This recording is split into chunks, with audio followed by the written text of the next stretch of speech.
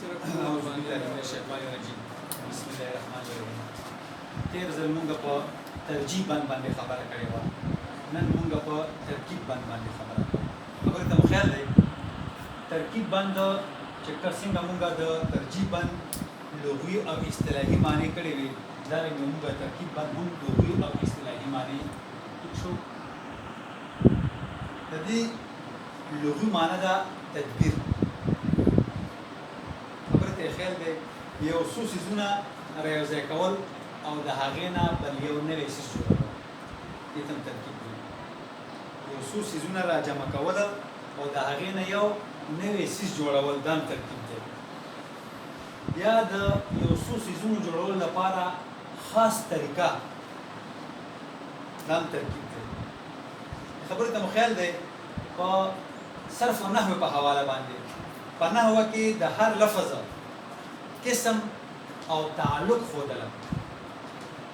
قسم خودله مثلا یو جمله ده زه بازار ته لاړم ټیک ده اوس دې کې چې کوم دی زه بازار ته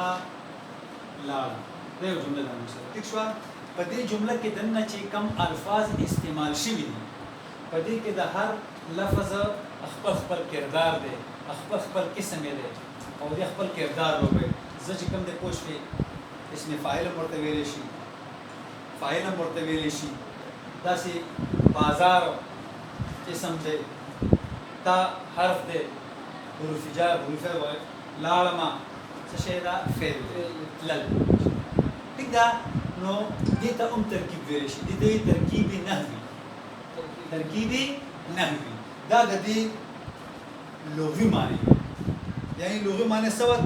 چې تدبیر یو ترکیب جوړ کړی دی موږ حتی ترکیب نه مراد زموږ یو تدبیر وي چې موږ یو کار کولو دپاره یوه فارموله یوه طریقه یو ترکیب جوړ کړی دی ټیک شو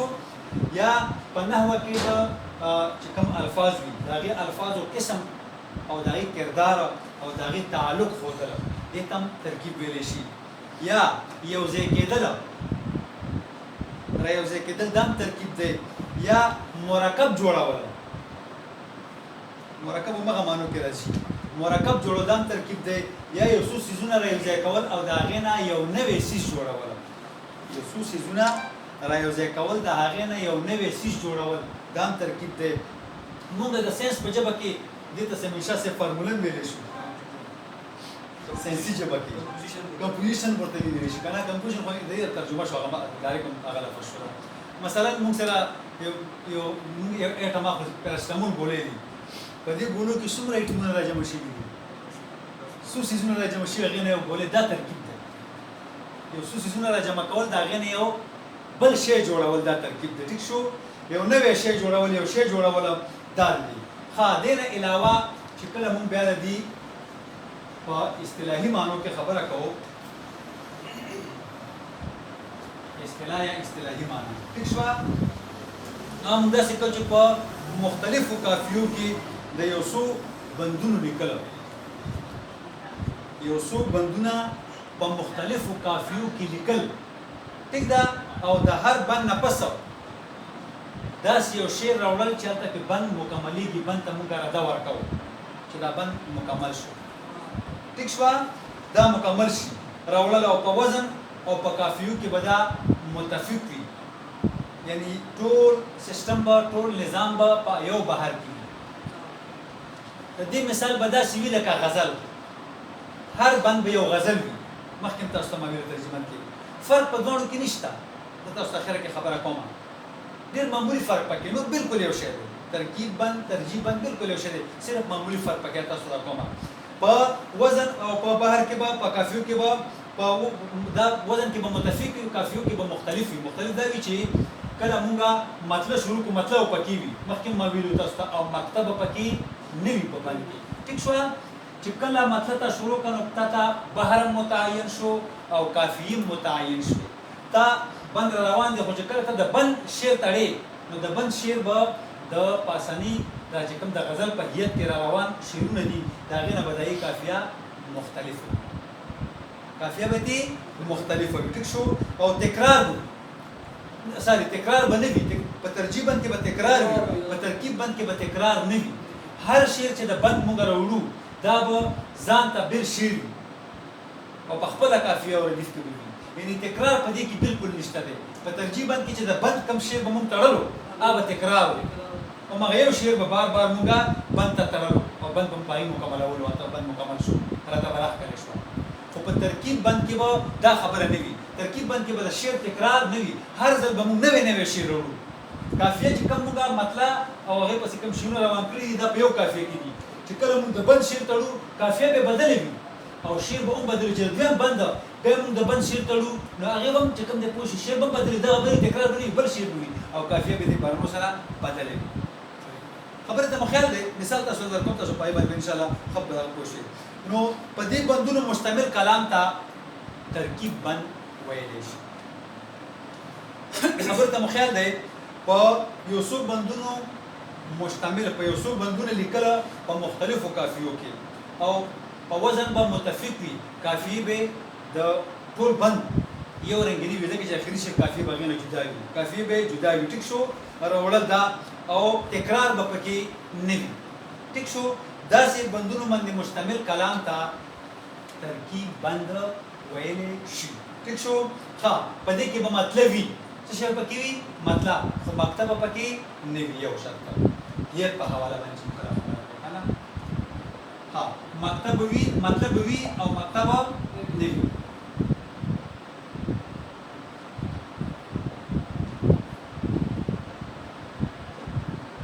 ټیک شو یو دا شرط شو پکې بل شرط پکې موږ تاسو ته یاد چې موږ دا لګولی وو چې د بندونو تعداد مقرر نه دی درې بندې کېدی شي څلور کېدی شي پنځه کېدی شي شپږ کېدی شي لس کېدی شي په دې باندې هېڅ قسم قید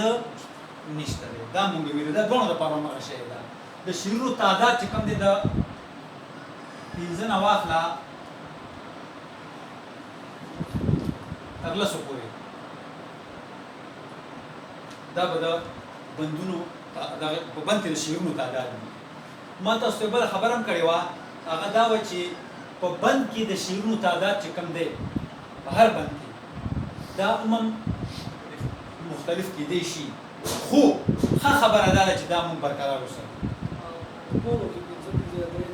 ځکه چې اردو والا دا وایي چې په اول بند کې د شعرونو څومره تعداد وي په دویم کې نومره پکار دی په درېیم کې نومره پکار دی په څلورم کې نومره پکار دی په پنځم کې حتی الوسه چې په آخري بند کې هم همغه عمر پکار دی څومره چې په اول بند کې دا ښه طریقه ده او دا منظمه طریقه ده خو که چېرته کې دې کې کمی زیاتې راشي نو دا هم څه عیب نه دی داسې هم کولی شي خو ښه نظم به هغه وي چې دا ټول برقرار پاتې شي په هر بند کې د شعرونو تعداد څه شي وي دا وي بهر به ټول یو وي بهر به یو وي بهر کې بالکل چې کوم دی بدلون چانس نشته بالکل هېڅ قسم نشته دی قافیې به د هر بند د بل بند نه جدا وي او چې کوم موږ د بند شعر تړو د هغې قافیې به د پاس د بند د نورو شعرونو نه جدا وي مثال ته درکوم تاسو باید پوه شئ چې بند کوم موږ بند روان دی بند شعرونه واخله تر د شعرونه واخله تر د دغه پورې تر د بند شعر پورې چې کوم شعر بند دپاره مونږ تړو بند پرې مکمله وو هغې نه پاس چې کوم وي دا به یو وي قافیه به یو وي ټیک شوه خو د بند شعر قافیه به بدله وي یا مختلف وي دا مطلع نه به هم بدله وي او مطلع نه واخله تر د بند شعر پورې به ټول یو دغه وي یو قافیه وي که پنځه شعرونه وي په یو قافیه کې وي که اتم وي په یو قافیه کې وي که شپږم وي په یو قافیه کې وي خو چې د بند شعر مونږ تړو د هغې قافیه به بدله وي دارنګې دا شرط هر بند دپاره دی چې هر بل بند تا شروع کړو یو بند یې مکمل کړو مکمل شو یو بند بل بند یې شروع کړو بل بند کې هم ته به چې کوم دی دارنګې مطلب وتړې پوه ته راغله مطلب ورپسې راځه یعنې مطلب دا دی چې اسانو خبرو کې به دا وایي چې د هر بند یو غزل دی هر بند یو غزل د مطلب لري او مغه رنګ د غزل په وزن په هر په کافیه کې مغه رنګ روان وي خو چې کله مونږ د بند شعر ته راشو چې په کوم بند غوټه کېږي بند تړل کېږي بند مکمل کېږي نو هغه شعر به چې کوم دی پوه شي د پاسه غزل چې کوم شعرونه روان دي د غزل نوما نو هغې نه به دا مختلف وي د دې کافیه به هغې نه مختلف خو وزن او بحر دا دواړه بالکل چې کوم دی پوښي دي کې ذره چانس نشته چې موږ دې بحر باندې وي او وزن باندې وي ټیک شو یو ځل خبره بخره غواړم زه کټ پروت ما سره ګرمي وه یو رنګ راغلو هغه ډېر داسې جارحانه انداز کې ماته وویل ډېر خبره ده ما ته چې وزن او بحر کې څه فرق دی زه درته ووایم ما سره بیلنس نشته ما له خندام راغلی که نه چې کار هم ستا دی تپوس هم ته کوې غوسې هم په ما کې غوسې په ما وکړه مور ته زه د ما فرق پکې شته دی ما ته ویل ټیک ده زه د هغه باندې پوه شوم که نه نو وزن او بحر باندې چې لکه زندګي باقي وه یو ورځ په دې خبره کوم چې دې دواړو کې فرق دی یو بحر کې چې کوم دی پوه شو مختلف وزنونه کېدی شي په هر بحر کې مختلف وزنونه کېدی شي وزن د رکن نه جوړېږي او بحر لیده آهنګ دی ریدم دی بحر لیده آهنګ دی ریدم دی او دغه چې کوم دی وزن دا په ارکانو باندې مشتمل دی داسې یو بحر کې موږ منتخب کوی کې موږ ډېر ارکان راولو دا یو وزن دی کوم دغه بحر کې موږ څلور رکنونه واخیسته وزن یې بدل شو دروست شو که نه خبر دی هغه 12 چپې وي چې بله مخکې 16 چپې شوي 14 چپې شوي یا 12 چپې وي نو فرق پکې نه و که نه و لازمي خبره چې وزن زیات شو نو وزن به کمېږي زیاتېږي خو بحر به همغه وي خو دا په یو وزن کې په یو بحر کې به وي دې کې به دا دغه بلکل نه وي خبرې ته مو خیال دی او موږ دا وي چې د شعرونو د تعداد هغه هم 15 پورې د بندونو هېڅ قید نشته دی کوم تا سره موضوع ده تا سره یو خیال دی هغه تا په څو بندونو کې راګیر کو بلکل ټیک ده دې کې دا خبره نشته او دا پکې اهم څیزونه مقطع په آخري بند کې ته خپل تخلص استعمالولی شي د نظم آخري بند کې خو چې هر بند وي لکه د غزل نو ما غزل په شکل کې رانیو ته پای کې مقطع نشي استعمالولی مطلب یې وي او مقطع پکې دلته د مقطع نه کېدونه مراد دا نه دی چې ټول نظم کې ته مقطع به استعمالوه تا به د مقطع کې نه مقطع خلک په خپل کلام کې یو ځل استعمالوي او په اخره کې استعمالوي اخره کې ته مقطع استعمالولی شو په هر بند کې مقطع نشي استعمالولی د خبرې ته مو خیال دی دلته تاسو ته د خوشحال بابا یو بند نه یو بند د سړي د اندازه نه لیکي دوه بندونه وي تاسو ته پته ولګي چې دا دوه بندونو کې څه فرق راځي پکې که نه دلارامه مقطع ته هم ګورئ مساري بخښنه غواړم مطلع ته هم ګورئ او د بند شعر هم درته یم او کافیو ته هم لږ ګورئ مولانا صاحب کافیو ته لږ ګورئ چې دا څه دا کېږي پکې دلارامه که زما د درد دوا کا سکا اول د هم د مهر دارو راکا ټیک شو دا مطلب شوه دوا کا راکا د دلدارو هوادار له درد او دوکا زما دم د آهستر سره واوا کا ګوره غزل شکل کې راغلی مصره چې کوم دی د شعر ازاد او دویمه مطلب سره کافي دی ده که نه ورسره که نه د وصال سودا د سر و مال ده هر ګدا کله دا سود او دا سودا کا خیر هم دی کافي ته درد